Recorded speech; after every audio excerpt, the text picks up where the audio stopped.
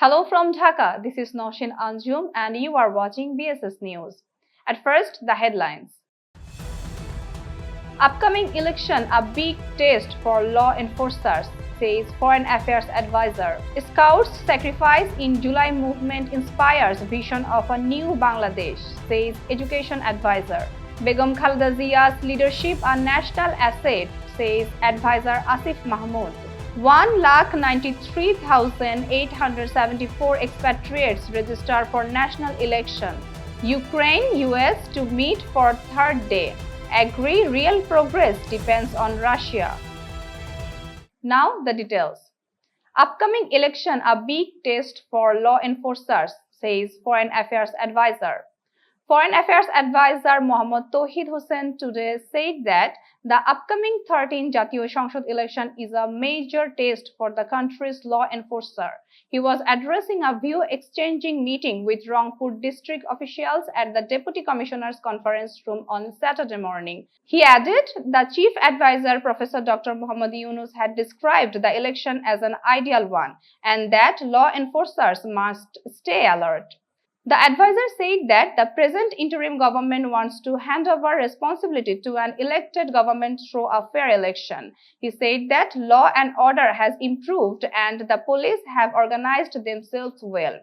It is needed to give more importance to the education and health sectors and hoped the next government would continue the projects already taken up. On potato exports, he said the government is considering the matter, saying that only a few countries import potatoes regularly. On overseas employment, he said people must go abroad as skilled workers to get better salaries. Many countries, he said, need nurses and skilled nurses can earn well. Earlier, the advisor visited key establishments in the city. Scouts' sacrifice in July movement inspires vision of a new Bangladesh, says Education Advisor. Education Advisor Professor Dr. C.R. Abra today said that the sacrifice of the 11 scouts who embraced martyrdom during the July movement continues to inspire the nation in building a new Bangladesh.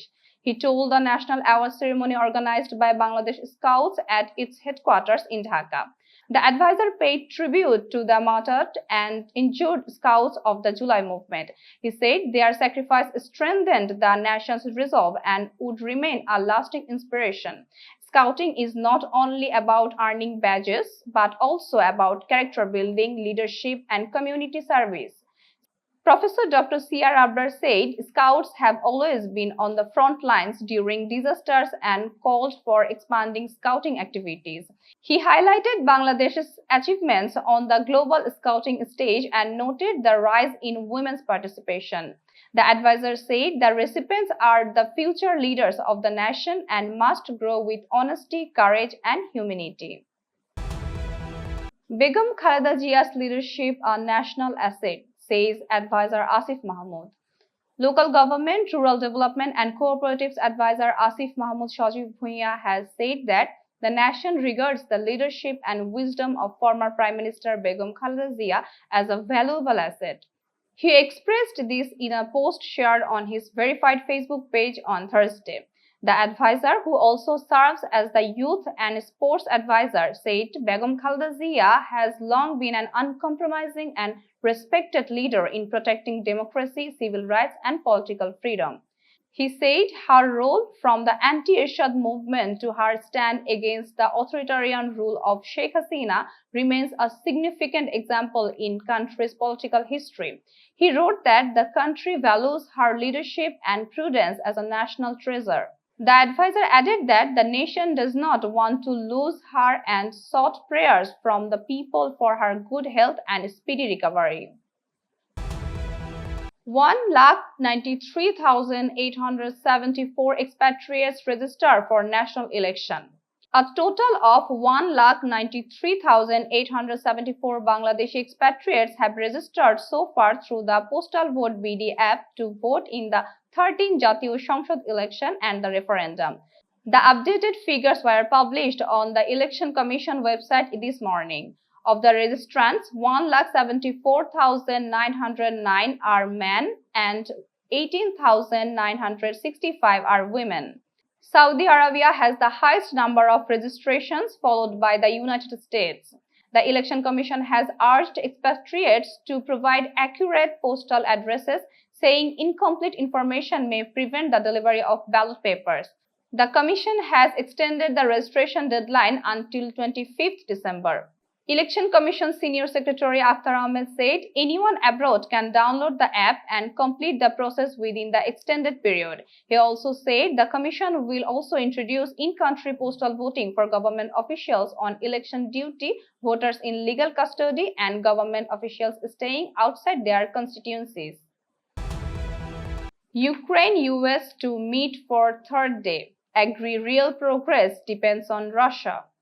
Ukrainian and United States officials held a third day of talks in Miami on Saturday. Washington said both sides agreed that real progress would depend on Russia's willingness to end the war. The meetings include President Donald Trump's special envoy Steve Witkoff and son-in-law Jared Kushner and top Ukrainian negotiators Rustem Umerov and Andriy Natov.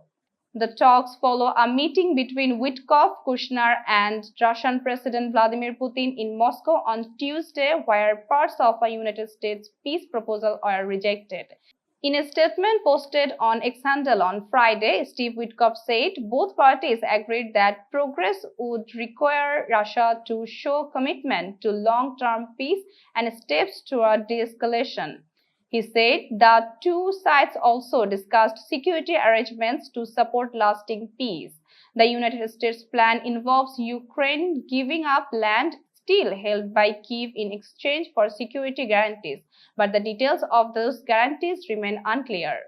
Kremlin aide Yuri Ushakov said Moscow meeting was friendly and described Jared Kushner's participation as useful. On the Ukrainian side, advisor to the president Mikhailo Podolyak said the diplomatic process mostly takes place behind the scenes and added that Ukraine wants a pragmatic process and a quick end to war. The United States President Donald Trump said the envoys had a reasonably good meeting with Putin and believed he wanted to end the conflict.